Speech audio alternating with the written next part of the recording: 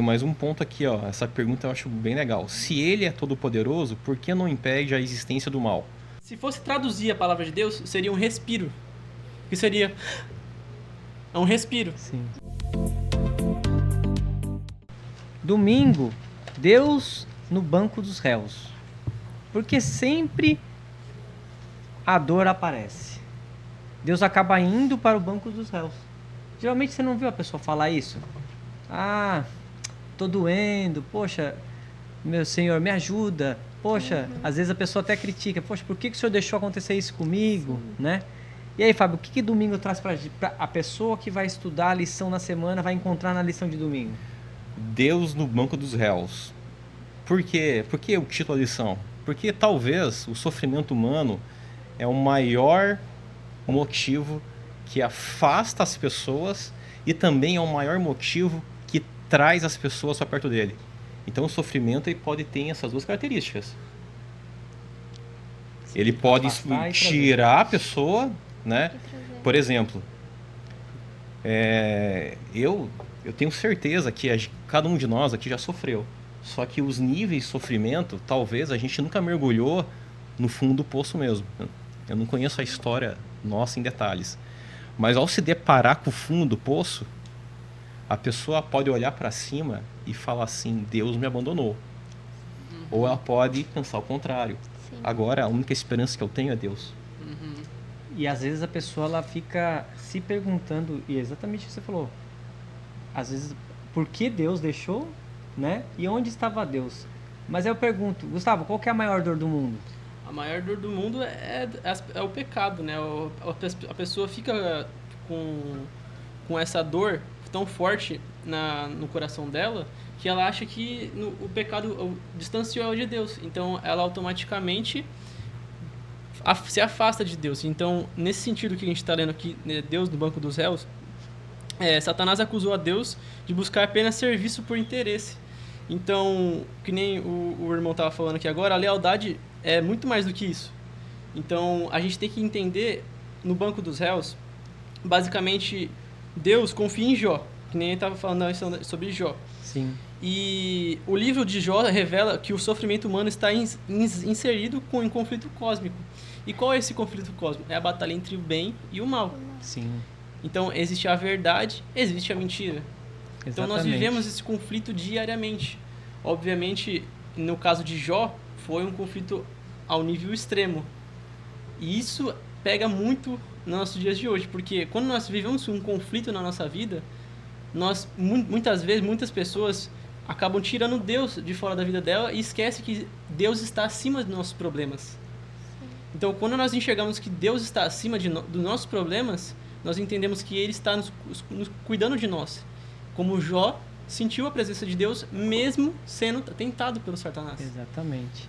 E aí, Fábio? Tenho mais um ponto aqui, ó. Essa pergunta eu acho bem legal. Se Ele é todo-poderoso, por que não impede a existência do mal? Se Deus impedisse a cada passo a possibilidade do mal ou a própria execução do mal, nós não teríamos liberdade.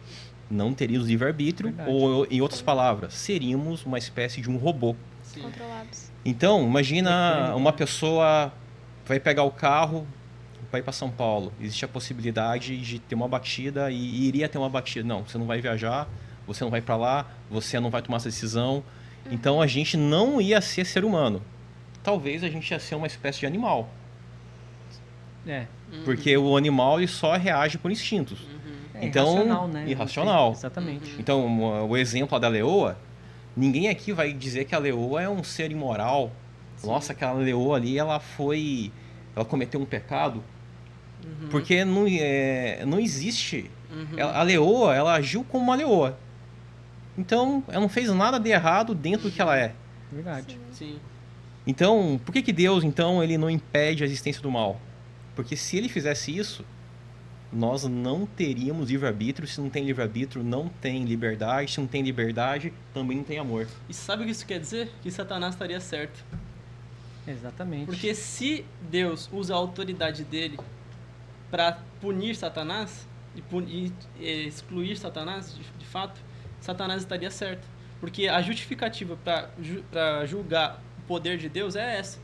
Ele é um Deus autoritário, ele pode tudo, ele é o todo-poderoso. Então, se eu tirar o Deus da linha dele, eu vou estar certo. Exatamente. E Vai é dar isso que- razão, né? Exatamente. Vai dar razão pra É Satanás. aí que é o X da questão. Porque quando nós entendemos isso, a gente entende que Deus está conosco até mesmo nos momentos mais difíceis. Porque ele não quer que você esteja com ele à força, que nem o Fábio falou aqui agora. Então, por nós não fazermos nada à força, temos o livre-arbítrio. E esse livre-arbítrio é o que muitas pessoas se enganam. Por quê? Todos pensam que, como somos de igreja, Sim. nós somos Perfeito. presos. Não, nós somos presos, É. nós vivemos certinho. Só que não, porque Deus ele dá a liberdade de nós escolhermos. É igual eu falar assim, você não pode fazer isso porque você é cristão. Eu falei, não, tudo eu posso, Tudo mas pode. nem Nem tudo tudo. me convém. Sim. Exatamente. Agora, posso inverter aqui uma pergunta? Pode? Claro. E, olha, essa é a resposta de um cristão. Nós somos cristãos e a gente Sim. entende a origem do mal assim e a origem do... A gente enxerga que a liberdade traz a possibilidade do mal. Sim. Essa possibilidade veio de Deus. Ele Sobre- permitiu. Agora, se você fosse um ateu... Sobre a ótica do cristão. do cristão. Agora, imagina Exatamente. você que acredita no evolucionismo, então Deus não existe. Então um dia houve uma explosão, uma bactéria se transformou no que nós somos hoje e alguns bilhões de anos eu estou aqui conversando com vocês. Ao acaso, como é que eu vou explicar o mal? Para explicar o mal, a gente tem que ir na criação. Tanto é que nós começamos Mas, não falando... Mas se existe, você mas no é um- ateu não existe a não criação. tem. É. Sim, mas para ele existe a ciência. Então, o que seria a criação? Se a gente sabe que Deus é todo poderoso, a gente não está aqui por acaso. Ó, a lição A fala... gente... Pode falar. Desculpa te cortar.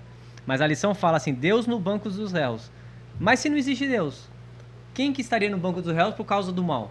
Quem seria o mal? E eu falo pra você, É essa a pergunta que esse ele é o tá maior fazendo. problema é o maior problema do evolucionismo, porque você não consegue definir o mal, nem o mal nem o bem. Imagina uma rocha rolando, é o acaso. O mal acontecendo também não tem sentido moral, porque a moralidade ela vem de um ser maior.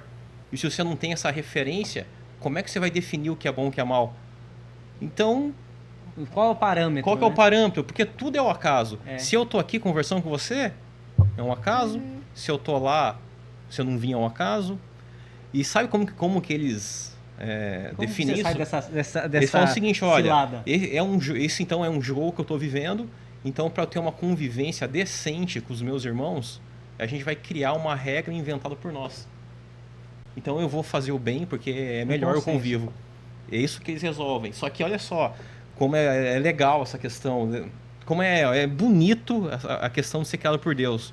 Você fala assim, olha, essa moralidade não fui eu que inventei, vem de um ser maior. É verdade. Até mesmo as leis, né? As leis hoje elas são baseadas, por exemplo, assim, é proibido você roubar. A lei fala isso, né? Só que de onde veio isso? Se nós como cristãos, né? Nós sabemos que vem dos mandamentos de Deus. Mas e quem Mas não é pra quem cristão? não é? Vem da onde isso? Quem inventou? Né? Quem que inventou isso que não Sim. pode É roubar? um acordo. Na verdade, o que é roubar? Uhum. O que é roubar? É Porque, porque- tudo é o acaso? Tudo é acaso, eu posso pegar isso aqui e sair andando. É, O que porque é não roubar? tem sentido moral da coisa. Mas esse sentido que você está falando é bem interessante, porque a distorção do que é verdade é onde Satanás domina. Porque para um ateu, por exemplo, como que nem na lição da semana passada que nós estudamos sobre a criação, e para um ateu, como você explica a Deus para ele é usando a ciência. A gente está conversando aqui conforme a gente está discutindo sobre o que é o mal, né? Então, a lição da semana passada discutimos como se fosse para um ateu. Sim. Agora, se fosse responder essa pergunta, a pessoa teria que ter primeiro um entendimento do que é o ateísmo. início, Sim. o Gênesis. O que é isso? Porque, por exemplo, a ciência descobriu que da Terra nós temos todos os elementos, nutrientes no nosso corpo que tem na Terra. E o que fala em Gênesis? Como que nós fomos criados? Da Terra. Da Terra. É isso aí. Ó, cara, deixa eu falar uma coisa, eu adoro esse assunto, cara, porque quando a minha filha nasceu, eu tive, assim, um pensamento sobre isso, porque, olha, quando tem a concepção, o homem, a mulher engravidou no primeiro dia, depois de 9 meses tem um bebê lá de mais ou menos 3 quilos. Toda aquela massa do bebê, de onde que veio? Veio do alimento que a mulher come. Sim. Tá? Vamos supor que a mulher come arroz, feijão, carne. De onde que vem o alimento que ela come? A sementinha do feijão foi plantada na terra. E os feijões que deram, toda aquela massa do feijão veio da terra. Sim. Então, O alimento veio da terra. tudo veio da terra. Então, Verdade. o corpo da mulher pega as moléculas que eram da terra e monta um bebê. Uhum.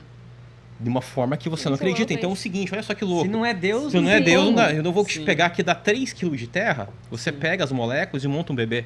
Porque Verdade. todas as moléculas de um bebê veio do solo. Uhum. Aliás, um pouquinho do ar também, de Sim. oxigênio e nitrogênio, tá? Tá. Mas da água. Aí você pensa, vai lá em Gênesis, né? Que Sim. Deus fez o homem Uhum. da terra. É por isso que eu tive que puxar Gênesis para responder como se fosse Sim. para um ateu. Então, como exemplo ele pegou agora sobre a terra, que a gente falou sobre a terra, também tem um exemplo de como nós traduzimos a palavra de Deus. A palavra de Deus é traduzida em telegramas, significa YHWH, que significa não tem, o tetragrama sagrado. não tem uma tradução. E se fosse traduzir a palavra de Deus, seria um respiro. Que seria um respiro. Sim. Fôlego, O fôlego né? da O vida. que isso tem a ver com Gênesis?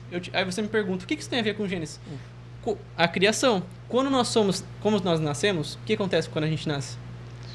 Respira. A gente faz o quê? Primeira vez? A gente respira. Então você está falando o nome de Deus quando você nasce. Verdade. Quando você está prestes a morrer, qual que é a última coisa que acontece? Você dá o último fôlego suspiro. de vida. Então a criação, ela está totalmente ligada até mesmo com o nosso nascimento. Exatamente. Nós estamos ligados com a criação o tempo inteiro. Começo ao fim. Na terra, como nós respiramos. E para entendendo isso, a gente parte para o assunto do como que o pecado se originou, que foi com Satanás.